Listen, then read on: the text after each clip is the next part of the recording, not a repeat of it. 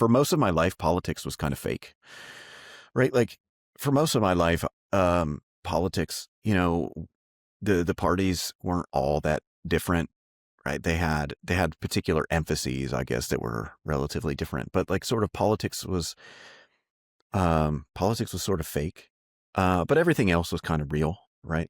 Um, and I think that we've kind of transitioned in this period where like everything is fake, but politics have become real. Hmm. And I think that politics, like the stakes in our politics are actually real again. Um, if you listen to how our politicians talk, they very much talk in a sort of existential, threat of their opponent, right? That's very, very different. I mean, rhetoric wise, maybe not, but I mean, in terms of now, it just seems much more like they believe it, right? Whereas maybe you would say this about your political opponent because it helps you in a campaign commercial. I mean, now, they seem to mean it. And then as related to that is that, you don't have to care about politics, but politics is going to care about you. And when politics becomes real, you have no choice but to engage. Because if you're the person who's not going to engage, like then that means you're just going to be the loser of this process, right? Like that the person who just wants to sit in the comfortable middle ground is just going to get run over. And so when politics get real, like you actually have to take a side and you have to actually take a stand on things. And especially when people are talking about it in terms of this existential language. And so when the politicians show up and they want to talk about Bitcoin, like, wouldn't it be much better to have people who can talk from a position of being well educated in the technology or in the economics or in, or in terms of like how the mining works and all of these kinds of things. Like you want people who are, you want people in that room who can bring, common sense and truth to the conversation and who are going to advocate on your behalf. And you might not care about it, but once they're interested in it, you need to care about it because how this plays out is going to depend on who's in that room. I think it's a realization that I've very much come to as well, which is again it's a meme, right? That everything is memetics at the end of the day. Like you don't care about politics, but politics cares about you. Because I think there is this desire, like, oh, once I make it with Bitcoin, I'll be able to just just disappear away from all this, and I'll just retreat out of the world, and I don't have to pay attention to it. And it's like, but in this world, you can't go far enough.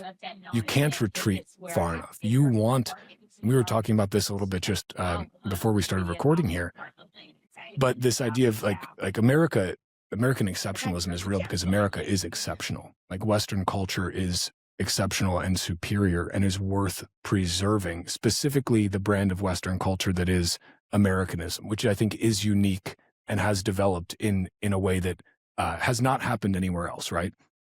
And this idea that, okay, I can just sort of rest on my laurels and assume that I will be left alone and that, all of the, absolute morons and socialists and, neo-commies in politics are just going to kind of just drop it and go by the wayside.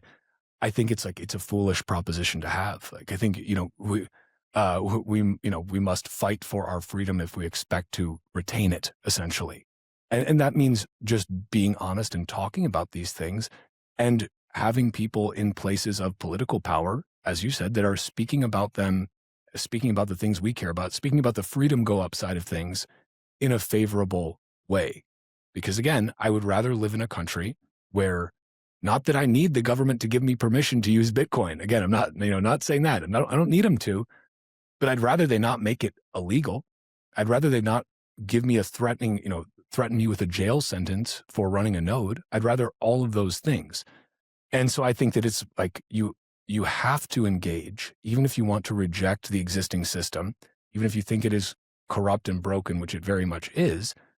That being said, it behooves all of us to at least engage with it in a productive way and to try and steer it in a direction that we would prefer. And I think that's why I love and support what you guys are doing at BPI, because I think it is crucially important, especially as we heading into a midterm year, and I'd love, or we're in a midterm year, and I'd love your thoughts on this. But one of my things that I'm kind of, it's like a wait and see thing is, okay, the Trump administration is pretty darn favorable toward Bitcoin compared to the Biden admin. Like that's a very obvious objective statement. Maybe a little bit too favorable towards the crypto side of things too. We'll leave the Trump coin and Melania coin and all that aside for now, right? Boy, woof. But do you think that the conversation has changed enough around Bitcoin? Do you think the Overton window has shifted enough where even a new Democratic administration would not have the same open hostility toward Bitcoin and even crypto? Or do you think we're very much still in a time where, because it's become sort of a partisan issue, unfairly so, but it's become a partisan issue, there's a great danger there? Does that make sense? So let me start with your first point and then come back to it. And if I don't come back to it, remind me to come back to it. Okay. I'm not Trump. I can't do the weave. So first and foremost, like, okay, I'm going to draw an analogy to economics. So there's this famous, there's this famous theorem in economics. It's called the no trade theorem, right? And the idea is okay, if you're in financial markets and what determines asset prices is like the information that everybody has. Okay. If the only way that somebody would trade is if they have information. Okay. But so if you're coming to me and you want to trade, I should interpret that as you have information. And if I don't have information, I should actually interpret that as you have information that I don't have. Right. And so if you have information that I don't have, and you're coming to me and you want to trade, then you probably know better what this asset is worth than I do. And so actually I should just hang on to it because you're trying to buy it from me and you have superior information. So I actually should refuse to sell it to you. Right. But if you have this attitude, right, then no one trades with anybody. And this theorem gets a bad rap because people take it seriously. Like they think that this is like, they're trying to describe reality. And it's like, well, but look at the stock market, people trade all day long. Yes, that's the point of the theorem, right? The point of the theorem is to basically say, okay, if it's really just all about information and we know that, why would anybody ever like trade? And Fisher Black had a really interesting paper that I don't think anybody understood, where he basically said, well, so it was this paper called Noise, and Fisher Black makes this argument that, well, in financial markets, yes, there are people who have genuine information that they can profit from, but there are also people who think that they have information that they can profit from, and they're wrong, right?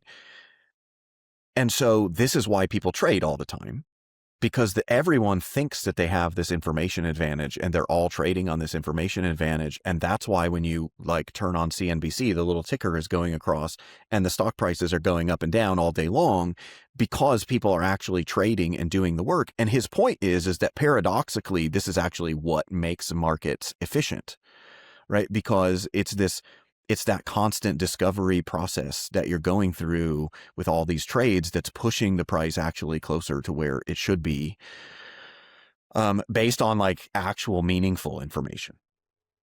And the reason that I point this out is that I think a lot of times political arguments, and especially sort of like libertarian political arguments, focus on equilibrium, right? Like, so it's kind of like, well, in equilibrium, this will be true. And so we don't have to worry about that. Or like, this is what, but kind of like the important thing is like getting to equilibrium is super important actually. And like all the little things that you're doing outside of equilibrium are actually the really important things because they're what push you towards the equilibrium. And I think one of the aspects of kind of the political process that this relates to is that I think we in the United States had kind of taken for granted that things just work a certain way because we're in the United States. And that this is not something that like the founding fathers believed. They did not believe that like, oh, we wrote down this constitution, everything's fine. It will be, like it's all downhill from here. Like everything's easy, right? Like, no, they were constantly warning that like, hey, Like, just because we wrote this down on a piece of paper doesn't matter, right? Because it's at the end of the day, people have to believe in that piece of paper. People have to accept that these are the rules that we all follow and that, you know, society, you know, rests upon. But that, like, maintaining that requires actual work. It requires showing up every day and sticking to those things. And the problem is that, you know, one great thing about Americans is that we're all fundamentally like frontier people, right? We all just want to go just far enough away, right, for people to leave us alone, right? Like, we just want to get far enough away where we can kind of do our own thing, be left alone, explore, do whatever it is that brings us happiness.